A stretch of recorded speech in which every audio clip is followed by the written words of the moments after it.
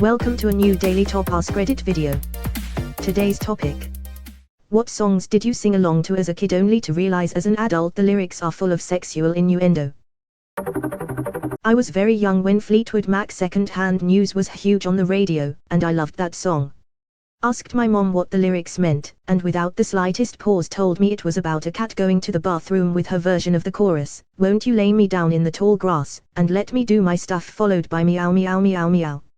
For years I thought that song was about a cat taking a shit. It's not. This is my favorite one in this thread by far. Semi-Charmed Life was my jam in middle school. Still is, but at least now I know it's about meth and sex.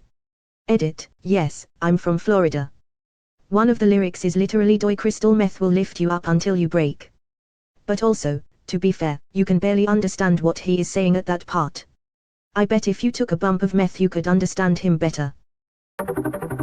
My first grade teacher called my dad in after school cause I used my show and tell time to sing the Spice Girls hit "To Become One," which my sister had playing all the time. Didn't get in trouble or anything. Dad thought it was hilarious but told me not to do that anymore and told my sister to be careful what she plays around me. Oh yeah, also I'm a dude. I definitely sang this song via karaoke at Discovery Zone when I was like 9. Anybody remember DZ? Discovery Zone was bitchy. I just love the fact that this song promotes safe sex, which is the best part of it. Also, the super playful wink that Baby Spice does in the video basically kick-started puberty for me. As weird as it sounds, I just thought it was really hot. Whoosh, whoosh. Be a little bit wiser, baby. Put it on, cause tonight is the night.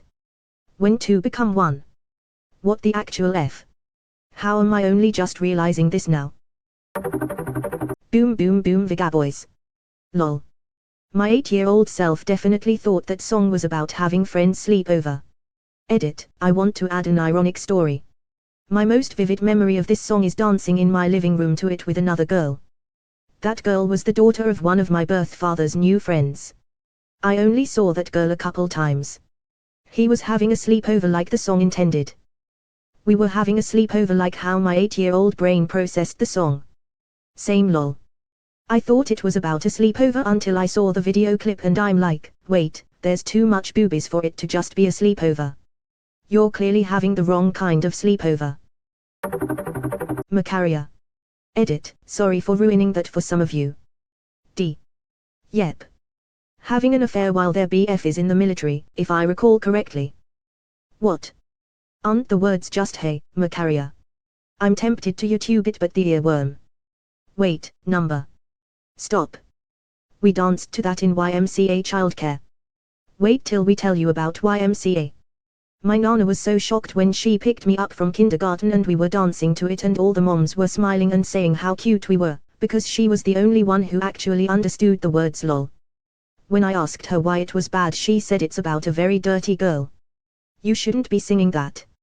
My nana bought the whole "we don't pay attention to the lyrics" excuse to buy one of my Eminem tapes /CDs but then realized she probably got played after agreeing to take my friend and I to see 8 Mile in theaters. I don't understand that because the English part of the song is also very clear that she's cheating on someone. Now, come on, what was I supposed to do? He was out of town and his 2 friends were so fine. This wasn't a language barrier thing, it was a can't he be bothered to listen to the lyrics thing. I'm having a great time guessing the ages of all the posters here. Mine is, "My anaconda don't want none unless you've got buns hun." I'd say there's 2 different generations that can say this now, but I don't think the Nicki Minaj people are that confused. And a round thing in your face, you get sprung. Like a prayer Madonna. LPT, assume that any and all Madonna is sexual innuendo. Except for the stuff that isn't even innuendo. Ha ha ha. My all-girls Catholic high school used that in the end of the year montage. It was for theology classes. My 3-year-old daughter constantly sings "Rock You Like a Hurricane" thanks to the Trolls movie. The wolf is hungry, he's licking his lips, my cat is purring, it scratches my skin. It only just now occurred to me that I don't know a single lyric from the verses of that song, just the chorus. Yeah, I never realized how sexual that song is. It's early morning, the sun comes out. Last night was shaking and pretty loud. My cat is purring, it scratched my skin. So what is wrong with another sin? Can you blow my whistle, baby? Don't worry, my sister was in her 30s when this came out, and I had to explain it to her.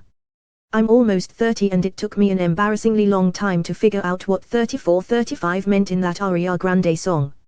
She even says that means 69 at the end. The song is even called 34 plus 35. I used to sing along to Cherry Pie by Warrant as a kid. Got detention for listening to Pour Some Sugar on Me in 7th grade at school on our Walkman. 1987. Why'd they give a shit what you were listening to on your Walkman? 1987 type schooling. Not me, but my mom, who's an immigrant and English is her second language, sang every inappropriate song at home when I was a kid. Including, but not limited to, Whole Lotta Love by Led Zeppelin, with her singing How She's Gonna Give Me Every Inch of Her Love. Lolol, and Super Freak, she thought for years that kinky girl meant curly-haired girl because I have curly hair. My mom's a fucking riot, y'all. As a kid, I thought the lyric was geeky girl instead of kinky girl. Then sometime in high school, I wondered what was wrong with taking a geeky girl home to meet your mom and looked the lyrics up. It made much more sense at that point. Fun story, when I was in elementary school in the early 80s, our music class had one day a month that we could bring in our own records from home and play one song for the class. In the interest of music appreciation, we would then discuss the song we played, like a kind of show and tell. Since this was the early 80s, Grease was huge. Huge in that way that things just aren't anymore. Everyone had that soundtrack. Families went to see it together or watched it on cable. Every house that had a piano had the sheet music and the soundtrack was at every house you went to, friend and family. Grease was universal. Everyone had seen it and everyone loved it. Grease was, in fact, the word. So it was at all weird to us when my friend Chris brought in the soundtrack and for his song played Greased Lightly. Just a cool song about a really cool car and how cool the cool car was. Cool.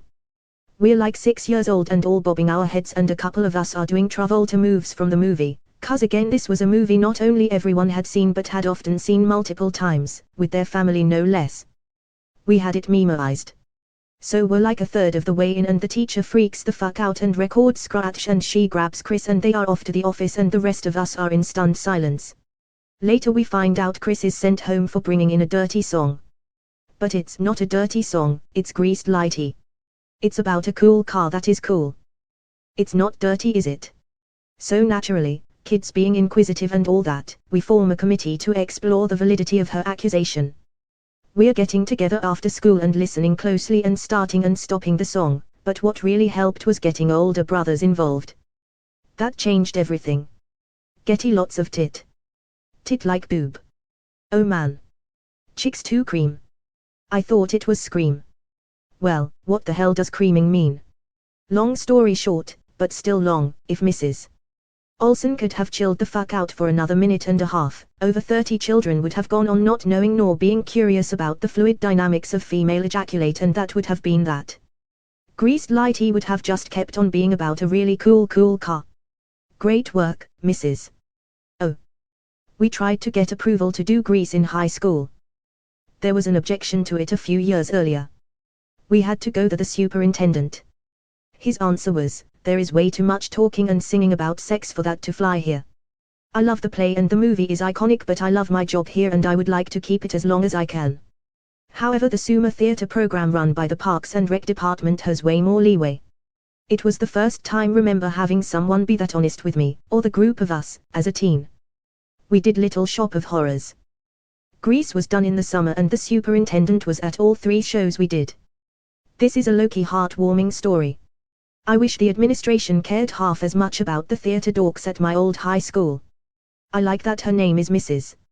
Oh. I also still have the soundtrack plus VHS. Grease truly is the word. Genie in the bottle. You gotta rub me the right way. See, I caught the intended double meaning of the line at the time, but I always found it kind of amusing, because in the original context, you're supposed to be rubbing the lamp.